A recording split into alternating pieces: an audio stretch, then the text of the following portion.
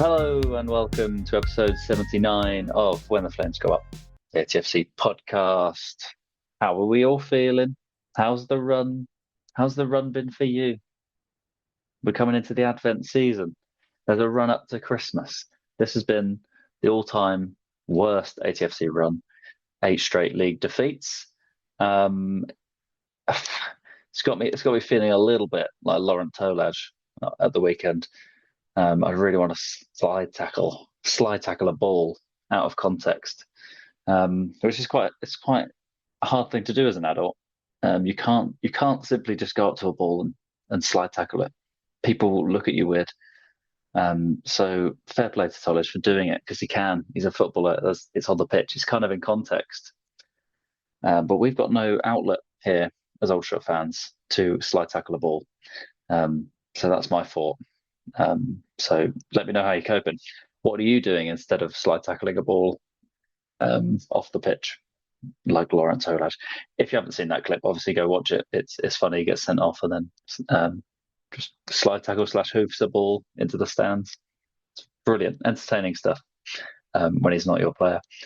Anyway, it's just me and CJ on the pod this week discussing York away, which was a 5-1 defeat, and look ahead to hopefully ending this wretched run at home to Altrincham, the start of something that looks reasonably like a normal National League fixture schedule, rather than just everyone near the top of the table. So here's hoping for some positivity.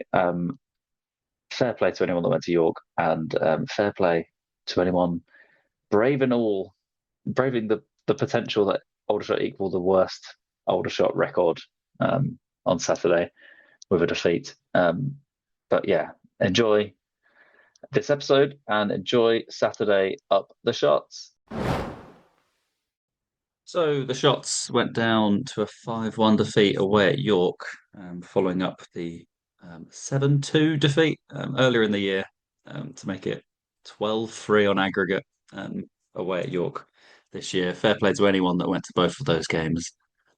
One for going back after conceding 7 in the same year, but 2 for attempting that on this kind of run and being served up that result. I mean, I think when we just go discuss the game, I feel like it's not a 5-1 game, although it seemed to have opened up in the final third of the game with Joe Gray coming off the bench and scoring a second half hat trick, which is quite a rare feat. It's just me and CJ on the pod this evening, so we're going to discuss the game, and then we'll move on to what it means after that. CJ, your impressions of the 5-1 defeat away at York? Hi, Will. Yeah, obviously it's quite it's demoralising, isn't it? At the moment, it's just one thing after another. I think first half it wasn't actually too bad. We were competitive and stuff. It was interesting that the new goalkeeper came in. Compared to obviously dropping Dewhurst, I would have probably kept Dewhurst in. The young lad, what's his name? Boyce Clark, isn't it? Obviously come in and he's only 22, hasn't really been involved much in senior football, and what he has been involved in is obviously lower level and stuff like that, and he's only probably played maybe 20 odd games as a senior player. So to chuck him in the fire against York, who are probably my pick for the champions going forward, it was an interesting choice. And I think second half you could probably put his hand up for maybe 2 of the goals at least, if you're going to be really critical. A couple went straight at him and went through him. But yeah, I think you look at the first half. Obviously, Henry hitting the bar. Obviously, bouncing back straight away after conceding. It's just one thing after another. We either have a really good first half and then crumble second half, or it's vice versa at the moment under Coleman. There doesn't seem to be a 60-minute period of game where we just control it or have any sort of momentum. It just seems like a bit of a flash flood, really. We either do really well one half, poor the second, and vice versa. And it just doesn't bode well. And I know we've been playing the top teams, and I know we've probably been overly critical with that. And the fact, obviously, I'm just looking at it now, we lost, obviously, 2-1 to Woking, 1-0 to Rochdale. 3-2 to Forest Green, 1-0 to Boreham Wood, and then obviously 2-1 to Scunthorpe. So, and then you think York City are the money team really in the league at the moment with the players they've got going forwards between them and sort of Carlisle. You're sort of pushing water uphill when you play against them. So I think, yeah, the fact we were in the game for the first half, that we could have taken the lead. I think Stuart Maynard was very complimentary of us going into the game, um, as he was for Morecambe as well. And he said about both of us having false league positions. And you're probably right. The players we got in the squad, I think it was disappointing not to see Josh Barrett back. I was really hoping that just having him around the squad, even if he was on the bench, would have brought a bit of momentum. But Henry looks like he's sharper now and got his legs again. Yeah, it's just obviously the biggest issue for us is that number 9 position, I think, and I think it's in everyone's eyes. It's just how we deal with it. Yeah, a couple of things there, I suppose. Yeah, the Boyce Clark coming in for, well, I think I agree with you. I thought he was coming in as a kind of concussion stand-in, sit on the bench behind Dewhurst. Very interesting that he's somehow come in and got ahead of Dewhurst already. So I don't know what Dewhurst has done behind the scenes. Um, Not to say, I mean, I don't know. I can't pick out a game where I was like, well, that is the reason he's dropped, or he's made that mistake. And I think that's it. So that one's a little bit strange and worth keeping an eye on for next week against Aldsey. And yeah, the number 9 position, which is the one, if you ask people 3 weeks ago or 4 weeks ago, or when Coleman came in, or even while Tommy was here, is we need that central striker. Because you look at that front 5 or 6, I suppose. I don't know if it's front. Tetek and Hargreaves in the middle. I mean, I think most people agree that's our 2 best central midfielders that we've got. Hill and Jones left and right. Henry in behind, or Henry or a Barrett, and then then it's the striker. I mean, I think most people would say that's the best kind of patch of the pitch.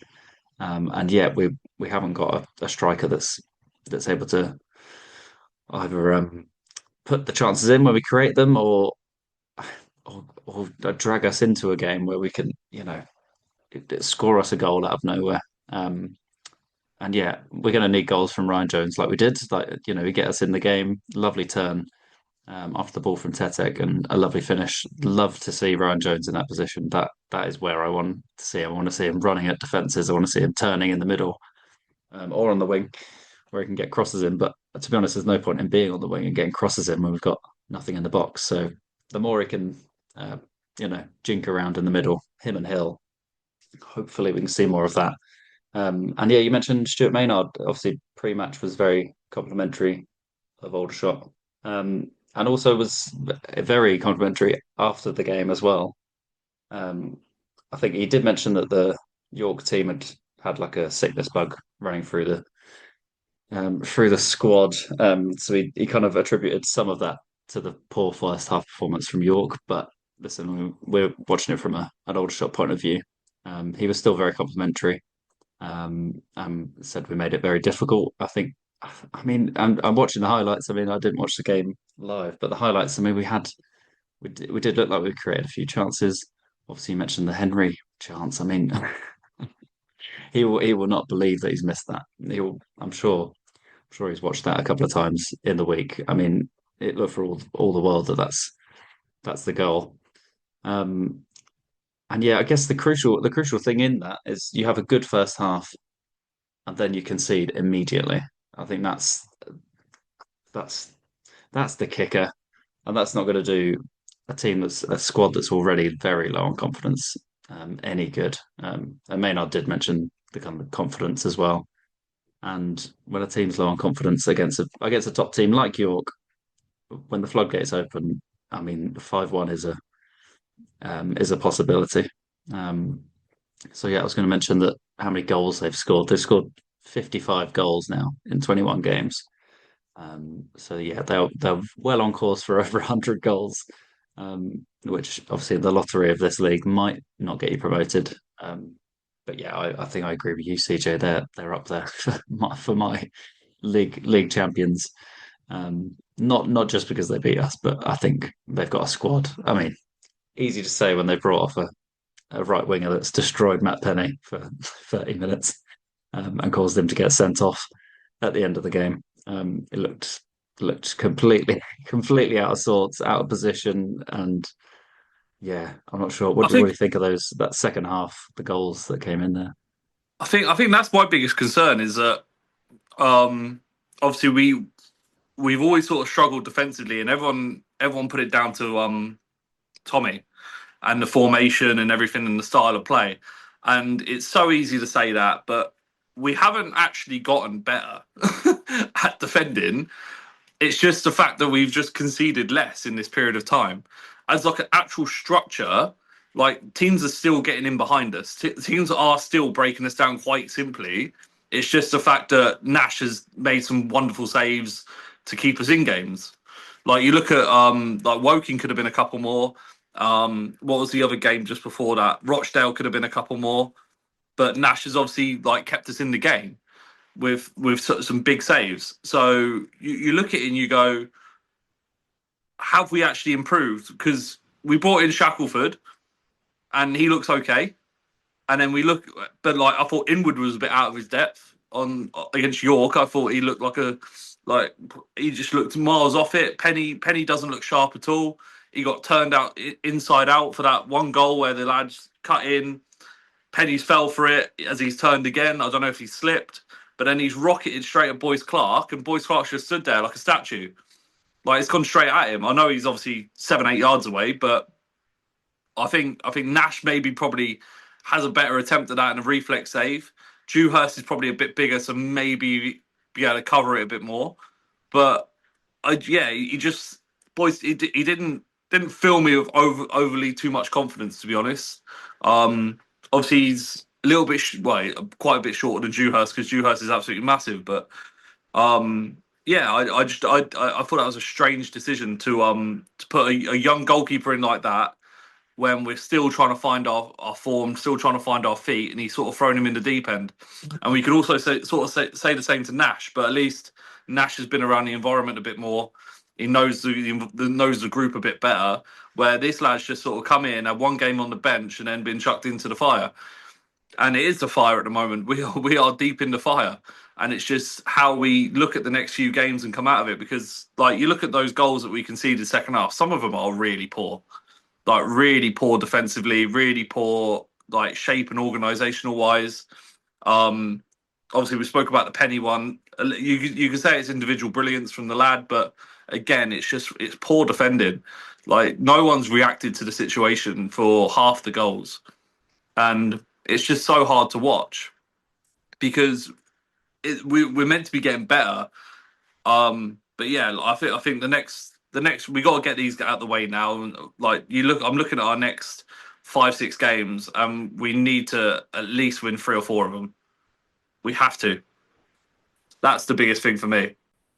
Yes, the upcoming fixture list. Well, if you looked at it a month ago, you would have looked at it with a bit of relish, a bit of okay. Hopefully, if we can get through this little patch, maybe we can. That's where we can see some more points. But obviously, you add in 3 straight defeats in that month, and you add in this performance on top of it. I think. I mean, yeah, Maynard did mention it in his post match. He said kind of we had to change things in the second half, where Ultra went a bit more man to man. So I think obviously there were going to be gaps. I mean, they knew how they knew how to exploit them, and they did exploit them. Um, but I guess Coleman I think would have fought with that first half performance, and even the first 60 minutes. I mean, he still had half chances in that first 15. Before Gray comes on, we are in that game. It's 2-1. Admittedly, I think we're on the back foot a little bit more than the first half, but yeah, it's hard to it's hard to put it down to the one player being very good. I mean, the finishes I think are pretty decent. Um, Penny shouldn't let him in the box for the first one. I think that's obviously started the landslide that is a 5-1 win. And yeah, I mean, it is a penalty and it is a second yellow and a red card. I mean, we can't really argue with those. Um, but yeah, York are on on a decent run at the moment. That's 5 league wins in a row for them. They haven't lost in 2 months in the league, so quite the opposite to Aldershot. Um, Positives. Here we go. I wrote some positives down. 200 shots fans while on this run. That's pretty incredible. I mean, to be fair, now it feels like you got to go to the game. You got to be there. You be able to say, "I was there," or "I was watching when Aldershot finally got a point."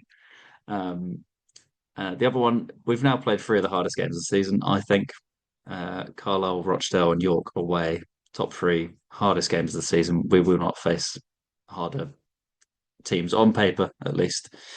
And we're not yet the worst Aldershot team ever. We are the worst ATFC team ever. We're heading towards the all-time Aldershot record. Aldershot Football Attic dug out the actual record because I'm so glad someone did. 9 straight league defeats in the 1965-66 season. So Saturday was 8 straight league defeats, and that is an ATFC record. So yeah, come on to the negatives, I suppose. We've already ended with some 7 points off safety, without a point in the league since the 30th of September, without a win in the league since the 20th of September. But of course, such as the way with National League, we've got another chance next week, and it's Altrincham at home. Alty, annoyingly, came back from 2-1 down to win 4-2 against Scunthorpe, and they're on a pretty decent run at the moment. 4 wins out of the last 5 in the league.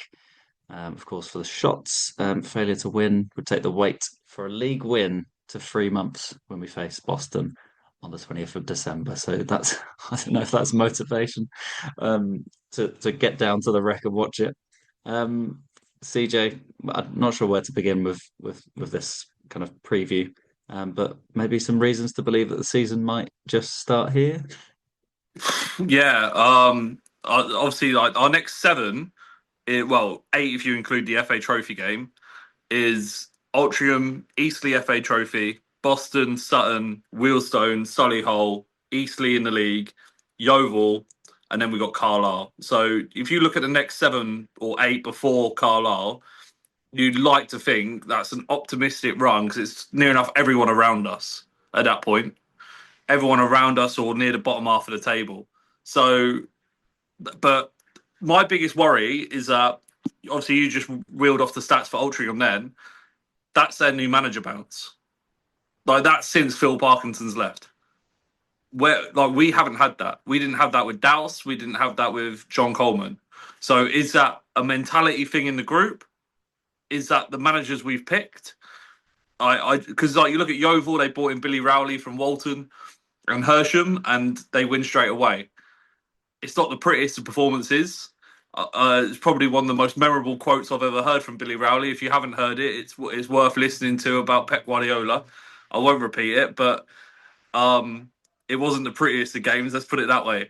But they got the points. They won the game, and like I just think having a new manager who coming from the league below, or 2 leagues below, with a little bit of fire in his belly, has made that difference. And I think Altrincham have brought in someone who Neil Gibson, I think it is, who's in house. He knew knew the situation, and had that fire in his belly to prove a point.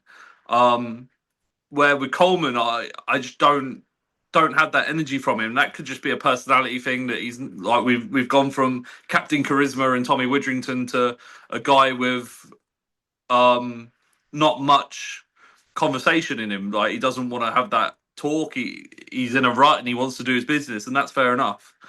But yeah, I just think we need to get something from Alty. We should have got something at Alty at the start of the season. I thought we were a better team on that day. The fact we're at home, I think, is a benefit, is a positive to us. And I keep saying it. I'd love to see Barrett back for that one. I think this is the one that he has to come back for. Purely for the fact, even if he's on the bench, I think the East Bank will rise to it if he goes and warms up, and it's 1-0 or something, or 0-0, and he's warming up on the sideline. And as we saw with the Dorking documentary, and as I know from speaking to Tavon Campbell at Yeovil and stuff, when Barrett's in the squad, a lot of the focus goes on him, and rather than the rest of the team. So I just think having him in and around the squad makes a huge difference. And like you said with Ryan Jones, like why not put him up in a number 9? He's got to finish it in. We got Kibon Rai who can do a job around the sort of same areas as Ryan Jones. Why not put some energy up front? Why mix it up a little bit and put a bit of quality up there? Because at the minute Gandor is just sort of running around. Kwame Thomas just sort of holds the ball up and links up, but again gets to the box, and we're relying on Henry, we're relying on Hill, we're relying on the players behind the striker to try and score the goals. When that's all well and good, but you need a striker that's going to score at least 7, 8 goals, and I don't see either of them two doing that.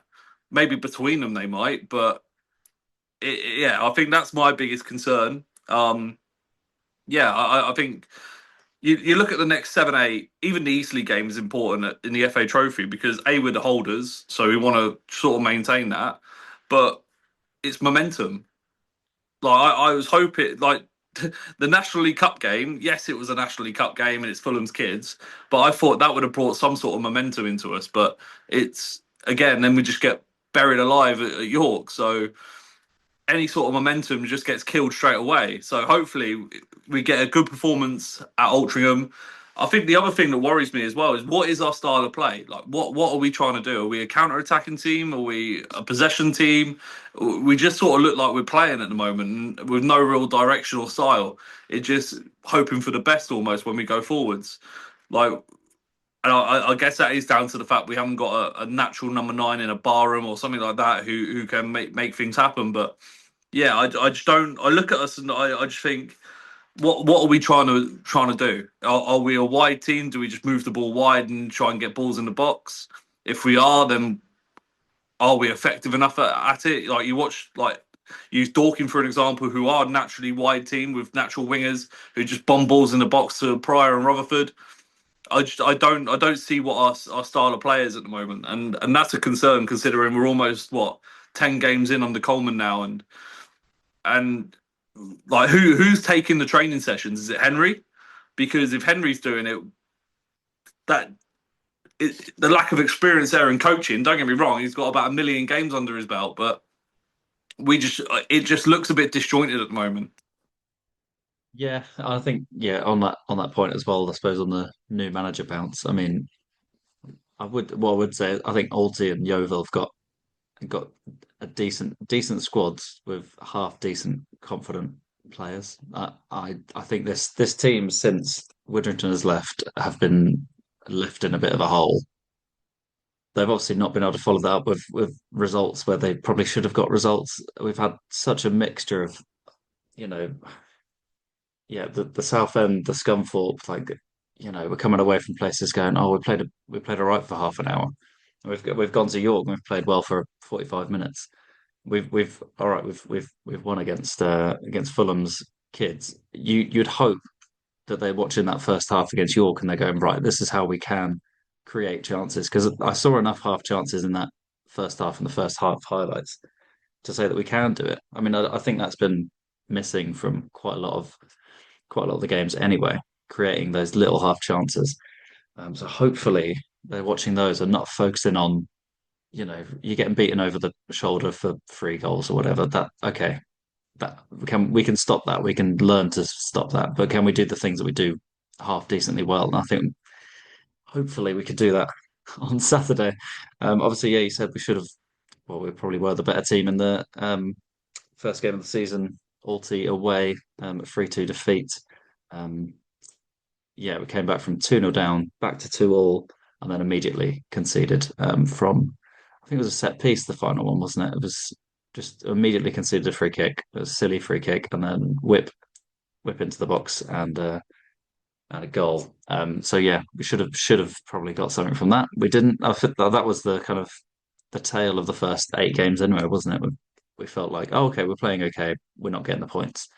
Now it's getting to the point where that excuse has run the course, and we just need a win, any old win. And to be honest, to score 2 goals and not concede more than one, I think we are. Although we look a bit more solid, and we haven't generally been conceding all that many under Coleman compared to what the Widrington The potential to concede is about 8. Sometimes you concede 4, and it's like, okay, we'll probably get hit for 6 at some point. Whereas Coleman, it's been like, well, we might concede 2 or 3, um, but we haven't got enough going forward to score 4, so it's a defeat every week, and has been for what feels like forever. Um, but hopefully in front of a nice, just a normal game. It's a normal National League game now. It's just there's none of this Woking fanfare, Derby Day, all this stuff. This is the real meat and drink for season ticket holders and National League fans and Aldershot fans. This is where we get a scrappy 1-0 win. And I really, really hope we do. About obviously the defence is Will Nightingale coming back in. What a difference he makes. He is a level above Unbelievable. everyone else. It's He's so like I good. said it at the start of the season when I watched him at like the Altrincham game, and I went, he's like he steps in, he does everything. He does everything a modern centre back should do. He's good in the air. Now, don't get me wrong, one of the goals is probably his fault or he's jumped out of the press, but that's probably the only real mistake he's made in the I don't know 7-8 games he's played in this season. Like he is a level above everyone else. Like we need to be putting a contract on him for next season, whether we're in the league below or not. We need to tie him down. I don't know what his contract situation. To be honest, I don't know what anyone's contract situation is. No, they're not really clear on it. I don't even know. I saw something the other day about Coleman apparently not even on a contract. So I've got no idea what's going on at the moment. Yeah, I mean, um, at the moment, I think you put them all on pay as you play. To be honest, I mean, that's just what get to the end of Boys the Class on, season, isn't get he? get rid of all of them. I think. Yeah, well, non-contract terms, isn't it? I mean, Yeah, I presume that means you get your appearance fee and a bit more. I don't actually know how non-contract works. I suppose that's probably why it's called non-contract. yeah. I think Um, it's just an agreement in place, I guess. So whether there's a yeah, bonuses involved, I don't know. But yeah, it's such a important run of fixtures now between now and Carlisle that we need to win at least 3 or 4 of them. I've seen like Boston United fans online saying that like once we play them, we'll pick up points and stuff like that. But don't hopefully Altrincham we have a good performance for longer than 45 minutes, and we get a couple of goals. The atmosphere lifts because the last thing we need is going 1-0 down in 10 minutes, and the whole ground is just going to go oh, and you're yeah, just going to feel it, and it's just going to because I've been involved in the club long enough. I've supported the club long enough to know that it does get like that with supporters because like we all care. Do you know what I mean? We've been through the rough times with the club. We've been through administrations and stuff like that, especially the older supporters. Like I'm only 28. I obviously remember the last one, but before that, obviously we've been through it enough times. Like I don't want to see us go down. I saw someone share the relegation post from before from the reprieve, and it was like Aldershot are now in the National League South, and everyone was like quote tweeting it, and just seeing that puts like makes you feel sick in the stomach because I don't want to see that again.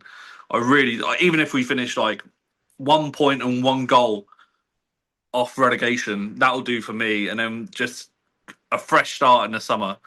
And to be honest, a fresh start means a new manager as well. I don't want to see Coleman next season. Keep us up, mate, and you've done your job for us. I want someone fresh in. I want maybe a Jay Saunders who's flying at Folkestone at the moment, or a Phil Parkinson, or someone who just has a little bit more about them in terms of knowing the non-leagues. Like Coleman's great, but he hasn't been relevant for about 20 years. Like I was 8 the last time he won this league, and I think that's the last time he actually did anything other than stabilise Accrington. He's had 3 clubs in 2025, and he's lucky that he won't be on his fourth soon if he carries on with the form that we got. It's just so hard to watch at the moment. But yeah, like the silver lining is we got the hard games out of the way now. This is the like you said the realistic part of the season where we need to go out and make things happen, and hopefully we have a good Christmas and all's forgiven. But again, like the striker situation, like I saw the Waterford lads just become available, and I'm like, yeah, great, 6'5" striker, brilliant. Look at his stats. Never scored a single goal outside of National League South. Okay, maybe next season we'll have him then. Yeah, well, that's yeah. I mean, what that's one way to look at it. I think we've got yeah, like you say. I mean, this little run here, we've got a nicer looking set of fixtures. There's a bit more of a chance for a bounce, a bit more of a chance for stringing two results in a row. Whereas I didn't see that in the last six or seven. There was no way we'd win two in a row. Now there is a chance we can potentially win two in a row or go unbeaten for two. And it is going to be those little wins until the new year at least, because well, we need to figure out the best 11, best setup, best way to get goals out of this team, and hopefully in the new year or by the new year, I don't know. We've got someone in that number nine position that's either scoring or is going to score. And how we get that, I don't know. I don't know if there's plans in place, but I think that needs to be a priority as it stands. Before we end, I suppose talking about the National League, we mentioned at the start of the show that we think York are probably our favourites for champions spot, but they're in a big fight at the top to make it there. I know it's really hard to look at the National League table anyway, but if you just look at the top half, it's actually fine. It's a nice little league. Tamworth bottom, if you look at that. So yeah, we've got Rochdale I at the only top. look at nine and up. I only look at ninth place and up. I avoid anything around that. Well, it's important to know how far Woking are off the pace. I don't care about them. Oh I hope they get dear. relegated as well. Yeah. Well, it'd be nice. At least we'd have Woking and Farnborough in the National League South alongside And us. Dorking. And Dorking, yeah. Keep all Can't the get local myself up for teams in that there. again. Christ. Keep all the local teams in there. Get Yeah. Farnham So in there as the well. I mean, I know they're in the playoffs in the Southern Prem. Christ, imagine being in the same league. Um, yeah, the top five are separated by just 2 points at the moment. Boreham Wood, Forest Green, York, Carlisle, Rochdale. Obviously, we played four of those five recently. So they're the kind of front runners. Nobody's really stumbling all that much. Rochdale have got one loss in five. Carlisle two draws in five or six. That's about it. The rest of them they're just winning. So taking plenty of points off the rest. What do you reckon on that top seven? Is that top five kind of going to stretch away? Do you think, CJ, or do you think there's a chance that a couple of those drop off? Um, yeah, I think the top four is almost set. Like you look at Rochdale at the moment, they played 19, won 15, drawn one, lost three. They've scored 36 and conceded 13. So you can see why they're top of the league. The fact that they got two games in hand on everyone around them, and they've only conceded 13 goals all season. Rochdale, to be fair, have always been that team that are hard to play against. So I've always, whenever Aldershot play them, you always expect like a 1-0 or something. Rochdale, like they're just one of those teams that always seem to be defensively solid, but don't really score many goals. But if you look at, I think what's the interesting thing is all the goals for and goals against, they're all pretty similar in that top four or five. It's all around early 20s, other than Rochdale in the goals against, and pretty much everyone's around 40 or plus. So it sort of it just sort of shows you really what the league is about. Like if you go to the bottom half of it, obviously like Morecambe are sort of playing well at the moment. I've watched a couple of their games recently. They actually look all right. I think that's the scariest thing for me is, and then the only thing keeping us from bottom is that point at Truro. And it's Truro that are below us. So had they have won that game, we'd be rock bottom. And if it wasn't for that James Henry penalty, so yeah, you look at that top part of the table. I think it's York or Carlisle. I think are my probably champions.